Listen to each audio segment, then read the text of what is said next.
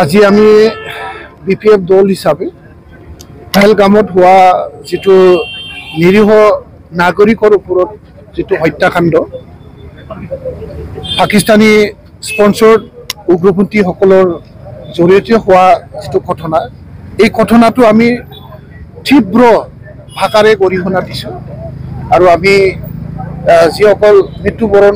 হ'ব লগা হ'ল তেখেতসকলৰ আত্মা সদ্গতিৰ কাৰণে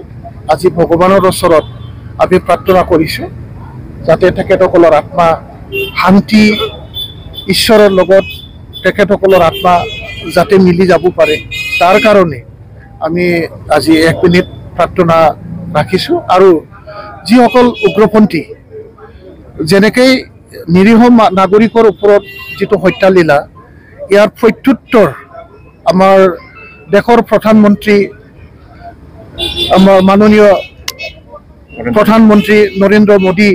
ডাঙৰীয়াৰ ওপৰত আমাৰ বিপিএফ দল হিচাপে আমাৰ দাবী থাকিল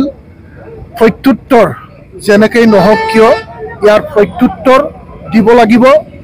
আৰু আমাৰ যিসকল শ্বহীদ হ'ব লগা হ'ল তেখেতসকলৰ আত্মা তেতিয়াহে শান্তি হ'ব আৰু তেখেতসকলৰ শান্তিৰ কাৰণে যেটো প্ৰত্যুত্তৰ দিব লাগে এই প্ৰত্যুত্তৰ ভাৰতবাসী ৰাইজে কম সময়ৰ ভিতৰতে দেখিব পাম এই আশা ৰাখিছোঁ আৰু দেশৰ সুৰক্ষাত যিকোনো ধৰণৰ সহায় সহযোগিতা ভাৰত চৰকাৰৰ লগত বিপিএফ ৰাজনৈতিক দলে সদায় আমি আছোঁ আমি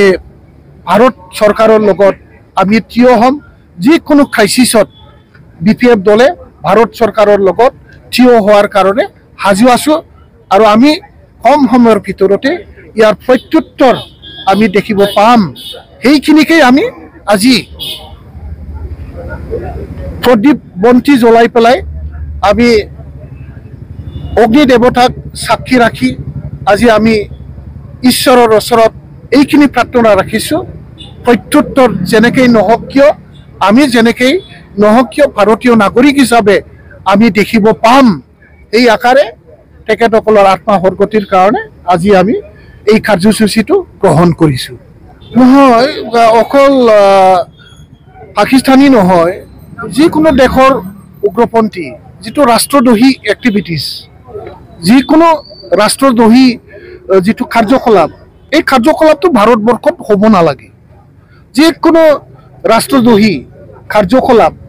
যিকোনো হত্যালীলা যিকোনো উগ্ৰপন্থী যাতে ভাৰতত কোনো ধৰণৰ এনেকুৱা হত্যালীলা কৰিব নোৱাৰে ভাৰতীয় নাগৰিকৰ জীৱন সুৰক্ষা সম্পত্তি নিৰাপত্তা কৰা দায়িত্বটো অসম চৰকাৰৰ এইটোকে আমি হিমন্ত বিশ্ব শৰ্মা ডাঙৰীয়াৰ লগত যিকোনো উগ্ৰবাদ নিয়ন্ত্ৰণ কৰাত যিকোনো উগ্ৰবাদ ৰাষ্ট্ৰদ্ৰোহী ঠেকেল কৰাত যি পৰিৱেশ তাত আমি বিপিএফ দল হিচাপে আমি সদায় আছোঁ